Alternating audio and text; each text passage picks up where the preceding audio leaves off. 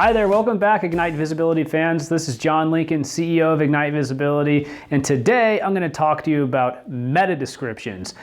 Meta descriptions have been around for a long time, but if you use them correctly, you can do a lot of great things like maximize your click-through rate, which will drive more traffic and get more out of all of your search engine rankings. Also, they're used a lot on social media, right? In general, that's what gets pulled and shared on sites like Facebook and Twitter if you don't have things like Open Graph installed in Twitter cards. So let's jump into it. Let's jump into meta descriptions specifically for SEO. Okay, so first things first, what is a meta description? Well, a meta description is a little piece of code that goes inside of the HTML head section of your web page. Okay, and what happens is Google and other search engines and other websites pull that piece of code and they use it as a little snippet that describes your website within the search results or within the website that's utilizing the meta description, okay? So it actually looks something like this. It will be in the head section. It says meta name, description, content, and then you fill in the content right here, okay? Right where this little X is. Now, meta descriptions are about 155 characters. That's about the optimal length for a meta description, but it can be anywhere from 150 to 160 characters. And the main goal of a meta description, the main reason that you have it is to get somebody to click on the description. So if they click on it, they come into your site, you get more traffic. The higher your click-through rate, the better. If you can improve your click-through rate by X%, you're gonna get X% more visitors every single month to your site. Other things to keep in mind here is you're going to want to make sure that you avoid duplicate descriptions. So you want to write them uniquely whenever possible. So actually have a copywriter or somebody who's at least generally good with copy write a description, something compelling. Think of it as a mini advertisement, your one chance to get that web page clicked on within the search results or on the social media site. So try to have unique copy. And if you can't write it uniquely, use a template. And what I mean by that is within your description, within your text, you can have a little field that gets filled in with information.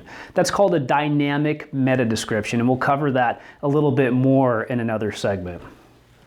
Also, keep in mind that meta descriptions are not a Google ranking factor. So Google doesn't actually look at them and they don't actually use that to rank you higher, okay? So they're important for click-through rates, but they don't actually play a role in rankings.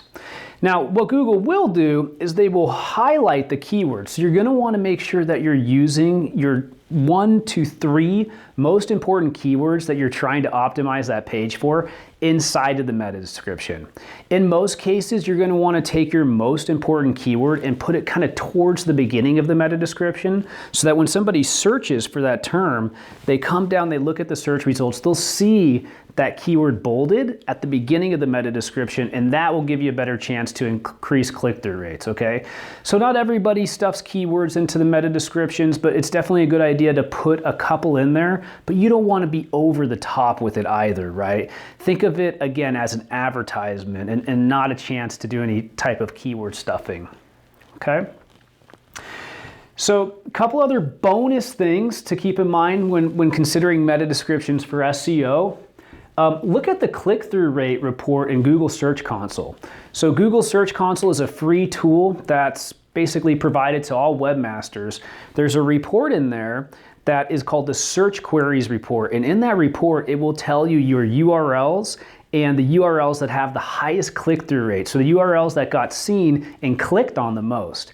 And what you can do is you can find out which URLs had the highest click-through rate, what their meta description was, and then you can take that same meta description and use those kind of principles that are in that copy and apply that to other meta descriptions on URLs on your website.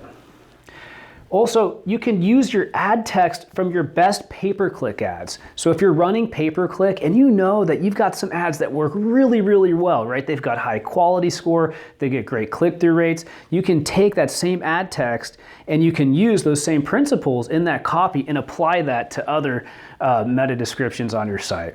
And finally, my last point here, I kind of talked about it a bit already, but don't keyword stuff. Don't just slam a whole bunch of keywords in your meta description. That's really not what it's for. What it's for is to be a compelling piece of ad text. So these are 6 things in a bonus box of information for you on meta descriptions. I hope this was interesting to you. Have a great day.